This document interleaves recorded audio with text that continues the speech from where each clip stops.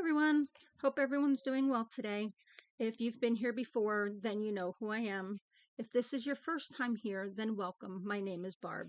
Thanks for stopping by. And here at Bows on Edge, you're going to hear stories about child abuse, child physical abuse, mental abuse, child sexual abuse, pedophiles, filicide, child sex trafficking, child sexual exploitation, kidnapping, and murder. So, if any of these topics trigger you in any way, then you might consider clicking off this video. If you choose to stick around and hear today's topic, then let's get into it.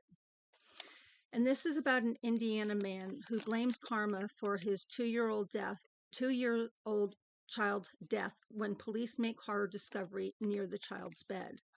So, this is about an Indiana man who has been arrested in connection to the death of his 2-year-old son. Ricky Larkin was arrested and charged with 1 count of murder in the death of young Jaylani Smith. According to the police, the discovery of the child came when a call from Gary Fire Department summoned officers to the home. A press release stated that there was a child at the residence who was not breathing. On November 4th, 2024, at approximately 5:30 p.m., Gary police detectives received a call for service at a residence in Gary, Indiana. The call for service was an agency assist to assist Gary Fire Department with a small infant child that was not breathing. Officers noted that upon entering the home, they discovered a 2-year-old child inside the house that was not breathing and appeared to be lifeless. The release went on to state that the man, Larkin, told officers that the child had been in the bathtub when he discovered that he was not breathing. However, the child wasn't wet. He began performing CPR to restore the juvenile's breathing, but was unsuccessful. Gary Fire Department transported the 2-year-old child to the hospital. It was noted in that statement that law enforcement had noticed some swelling on the child and notified Lake County Prosecutor's Homicide Task Force, as well as the Lake County Coroner in Lake County. Oh boy. According to the statement, Larkin was taken into custody for questioning. The department announced that they had officially classified the murder as a homicide and that the child had died as a result of blunt force trauma, not drowning. Police later stated they were suspicious of Larkin's story as a search of the house had turned up a metal bat placed conspicuously near the child's bed. The bed was in disarray and there was dried brown stain with chunks on the bed. I don't know chunks of what, but there were chunks on the bed. It was later revealed that Larkin was not, in fact, the boy's father, but was in charge of watching the boy as his mother was recently in the hospital after suffering a drug overdose. The mother told them that Larkin is her on-again, off-again boyfriend who comes and goes from her residence. She also said he does not feed or bathe the children when he is there, so that was out of character for him.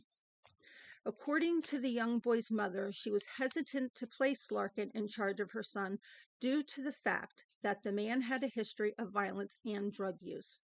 The mother told authorities that on the day of her son's death, Larkin had called her to come get the kids because he had stuff to do. According to Larkin, he was having the child bathed as one of the mom's friends was coming over to pick the boy up. When asked about the child's bruising, Larkin stated he doesn't hit kids. The bruises were a result of the child slipping in the bathtub.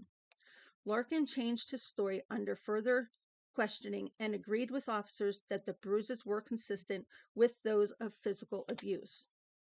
An autopsy performed on the boy had said he suffered blunt force trauma and a manner of death was ruled as homicide. Authorities wrote in court documents that Larkin asked the detective several questions about the autopsy of the boy. Prosecutors said it appeared he had been struck in the face, the head, and had abrasions on his neck and chest and bruises on his back, buttocks, and suffered a laceration to his liver, bleeding under his scalp. And the coroner's office said there didn't appear to have any water in his lungs. Surprise, surprise. Larkin repeatedly told the police that Jaylani's death was karma for all the dirt he'd done in his life, and he also admitted he was high when Jaylani died. He was charged with 1 count of murder. So I'm going to do another story here about a South Carolina family who neglected their disabled daughter. This is gross, people, so bear with me. Disclaimer, if things make you nauseous, then you might want to skip this. A South Carolina family who lived in a sickening house of horrors mistreated their disabled daughter so severely that she died in the absolute worst case of child neglect, even though her brother lived there as her caregiver and had earned more than $25,000 for taking care of her. Heather Baynard, a 14-year-old girl who suffered from cerebral palsy, died on April 11th, 2022, hours after her father carried her cold, gray, listless body into the hospital like a sack of potatoes. An autopsy performed a few days later showed that the girl, whose legs had rotted so badly that one trial witness said they looked like raw meat, and they had been neglected for many, many months. Heather's parents continuously canceled or rescheduled her doctor's appointments. She had not seen a doctor since fall of 2021. Well, no wonder. She wasn't being taken care of, and they knew that if they took her to a medical facility, they were more than likely going to turn them in. Social services took Heather into emergency protection twice before her death, but ultimately her condition got worse while living at home. Heather's aunts, Rebecca and Jessica Melton, have since filed a wrongful death suit against multiple state-run agencies, claiming they could have taken action to save Heather. A jury convicted Heather's dad, David, and her mom, Bobby Jo, and her 21-year-old brother, Edward, of murder and other crimes associated with the teen's gruesome death. The suffering that she went through, not for a minute, not for an hour, not for a day, but for weeks, and more than likely months, if not years. If that's not malice, I don't know what is. And to have that little girl in that situation where she can't escape, she's totally dependent on them. 55-year-old David Baynard and 45-year-old Bobby Jo Baynard were sentenced to life in prison for murder, as well as 20 years for infliction of great bodily injury upon a child, with another 10 tacked on for neglect. Still not enough. Not enough. The child was rotting. She had no flesh. The meat on her bones was being eaten away. The parents will serve their terms consecutively, while the brother will serve them concurrently. The horrific story began when David Baynard brought his daughter to the hospital. She was unresponsive and cold, and yet neither parent showed any emotion or sense of urgency. David Baynard sat in the waiting room, playing on his phone as doctors worked on his dying daughter, who was pronounced dead during the night. When cops went to the family's home the following day, they found a shocking scene. The house was in deplorable conditions. Junk and garbage was piled several feet high inside, and urine and animal feces from 40 malnourished, flea-infested pets. Guys, that's gross. That's gross. Cops had to wear safety suits and respirators just to go inside the house, which was covered in fleas, flies, maggots, roaches,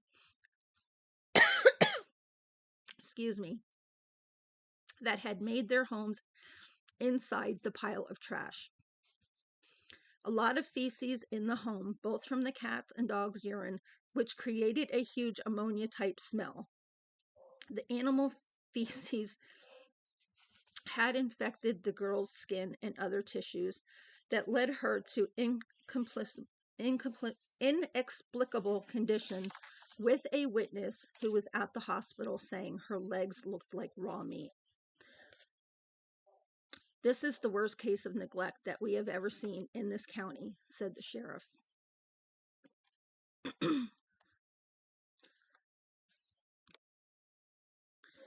Doctors and coroners testified that they'd never seen anyone in such horrid shape, with one witness even saying it would have been better if the teen had been killed instead of enduring such terrible, long-lasting suffering. Prosecutors were equally as shocked. Nobody in the world, especially a child with special needs, should have to go through anything like this. You know, it's a shame that it's not an eye for an eye, and the parents should rot behind bars while maggots and everything else ate them away. It was horrible. She was left to rot to death, and prosecutors said Heather likely did not get any care at all the last years of her life. Heather's obituary says she was known as the Princess, Feather, Wee Ann, or Kudzo Girl. She deeply touched all who came into her path.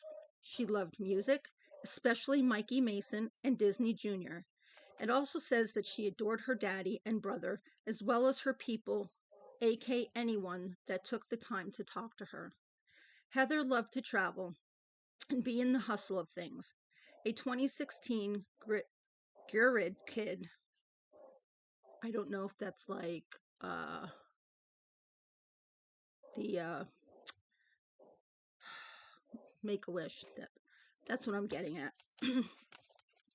She received a 2018 Make-A-Wish dream. She got to visit both Disney World and Disneyland, and thankfully she at least got to have a little bit of joy in her life before it was taken away from her. Guys, if you have any questions or comments, please leave them down below. If you enjoyed the story, then please, if you haven't done so already, please subscribe to my channel. It really helps me out. Hit the thumbs up and notification bell so you know the next time that I upload. And as always, if you have any questions or comments, new story ideas, please leave them down below. Start a discussion, not a fire. Comment with kindness. Till next time, peace.